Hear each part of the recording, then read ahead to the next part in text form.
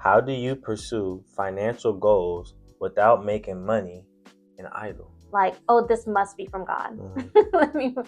No, it's just a beautiful package wrapped up by the devil being presented to you. Whenever we're in poverty, we should be like, wait, what is this? This ain't right. How am I supposed to expand your kingdom and I'm in survival mode? Right. This can't be right. Well, let's get up out of here. Every project that we build, the question we're asking is, how does this glorify the Lord Jesus Christ? How do you discern between kingdom pursuit and empty ambition? I'm chasing after you. The Lord Jesus says, no, I chose you. Yeah. I've been pursuing you. You thought you ran after me? I've been running after you. So if I operate with a poverty mindset, it's because I don't know my value. But because I'm bought by His precious blood, my value is so high. Are we learning today? Amen. Hey, KC fam. I'm here with my beautiful wife, Prophet Reema. And I'm here with my handsome husband, Evangelist Jamahl Foster. And today, we're going to have a little talk about finances and marriage. Come walk with us. How do you pursue financial goals without making money an idol? Do you need me to repeat? That's a really good question. You got it? Yes. Okay. How do you? Taking ownership off of it. Because having an understanding and knowing, it's a knowing now that this money is not mine. So when I take ownership off of it completely, whatever money I get, I know it belongs to the Lord and I'm just managing it. So now it becomes a tool in my hand. And because it is a tool, it can never lord over me. Yeah. That's tough. I don't even know if I have anything to add. But yeah, I don't have much. It's just money we put value on money. At the end of the day, money can be used for your chimney, for heat. Money can be used for a floor. Like, at the end of the day, it is paper, but the value we put on it. So when we put so much of a value that it rises above God or our fellow humans or our family, right? How many times has finances come between family, right? So it says financial goals.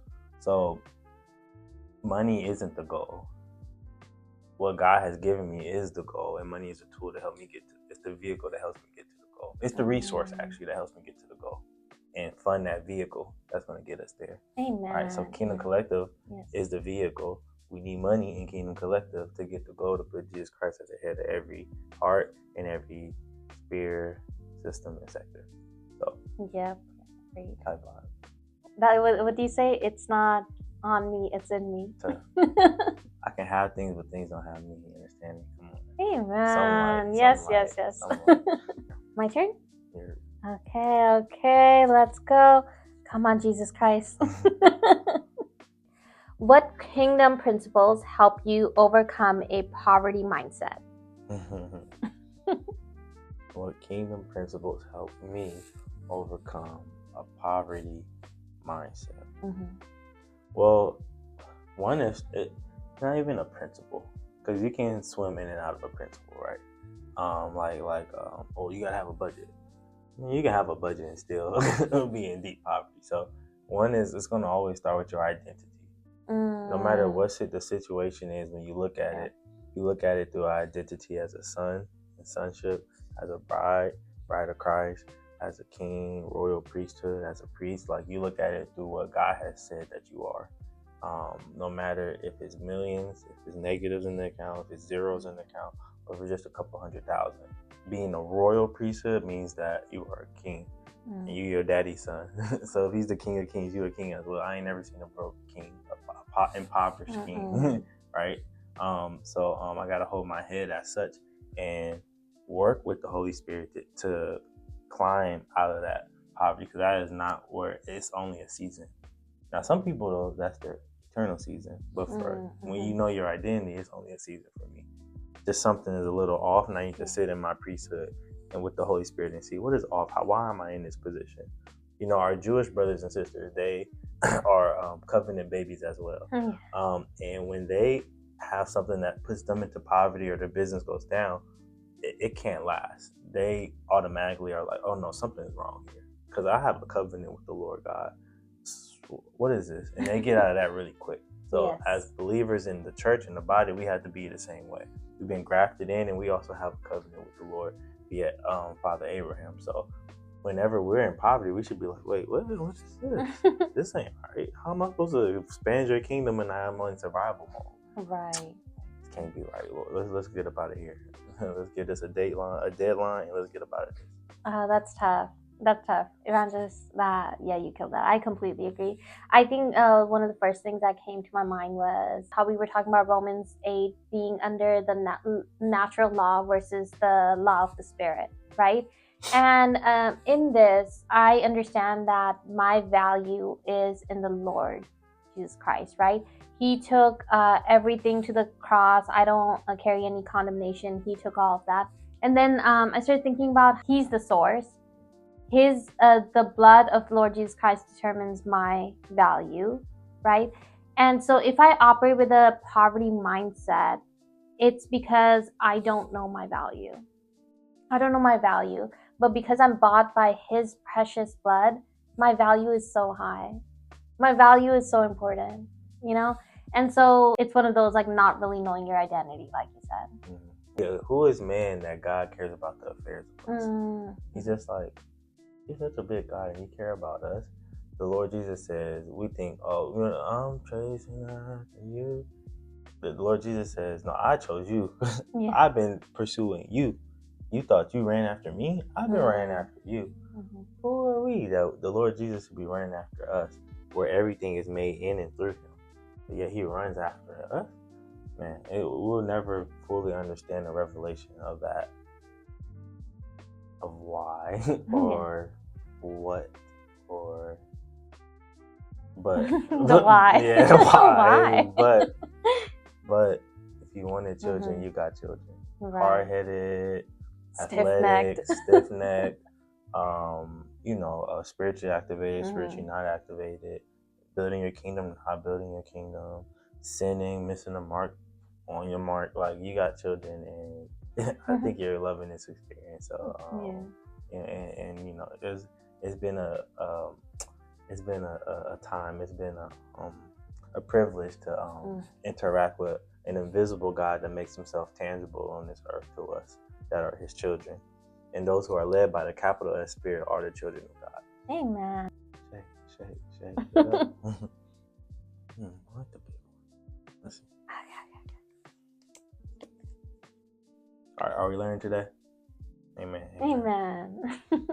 How do you discern between kingdom pursuit and empty ambition? Kingdom pursuit and empty. That is a good question. How do you discern between kingdom pursuit and empty ambition?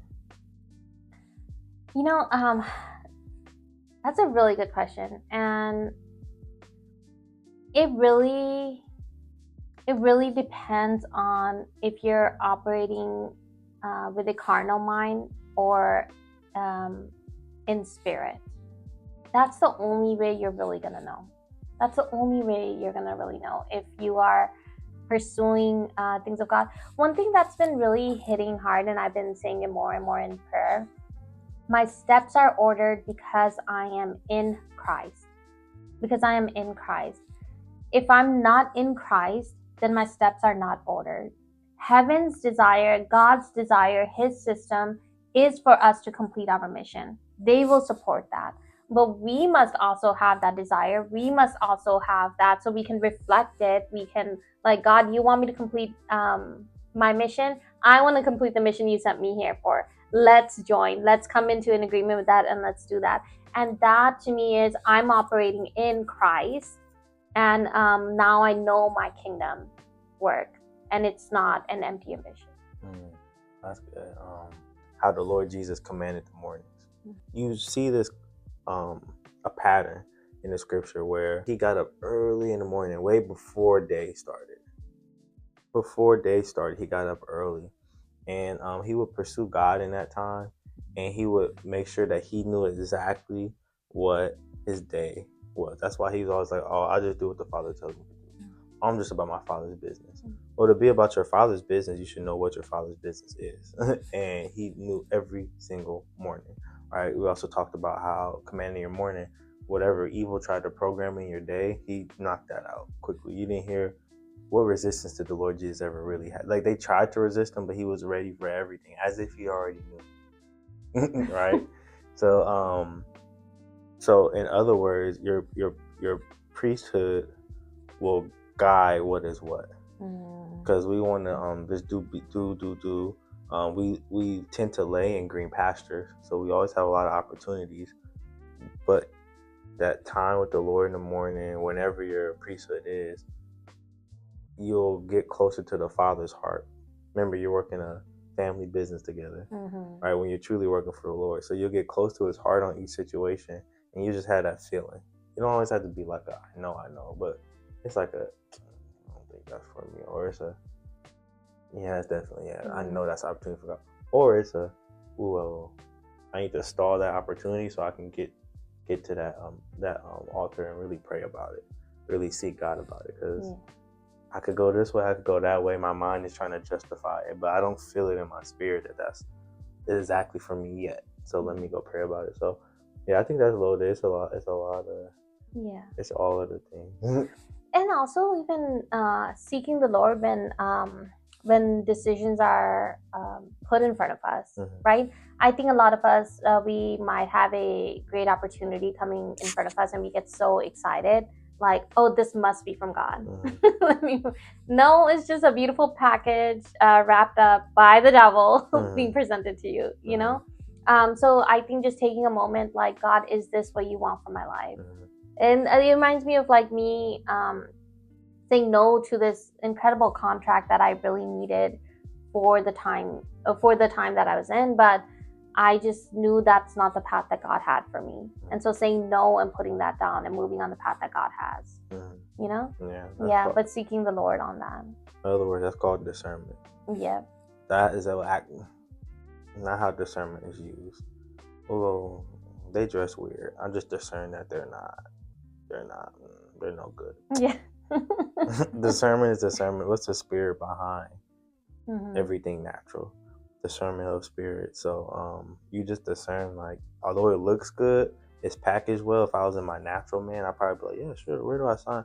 But as I sat with it more, this would not lead me spiritually in the right place, because everything happens in the spirit before it goes into the scene. Right. And you know, even as we were building out some projects in Kingdom Collective, right? One of the things that you and I talked about, like, what question is in the foundation? So every project that we build, the question we're asking is, how does this glorify the Lord Jesus Christ? Like, how does it glorify Him, right? And then how will this impact the souls? How will it expand His kingdom? If it's not bridging any of those, then it's, for our standard, it's empty. You know, like knowing, like having those right questions, like in my foundation, those questions exist. In my foundations, will this expand the kingdom of God? Will it glorify God? And then using those questions to build upon. Yeah, not being fake humble, like, right. Oh, I don't gotta make no money as long as it glorifies the Lord Jesus. Oh, please. You need money to expand the kingdom of God in this world. Quit your 9 to 5 and go do that with that business. Just with your hobby and see how that goes. You know, so but knowing that money's a byproduct. Yes. If He's giving you a witty idea. All right, so we'll be diving into these topics and much more at our upcoming Flow, Finances and Marriage, May 29th. Hope to see you there.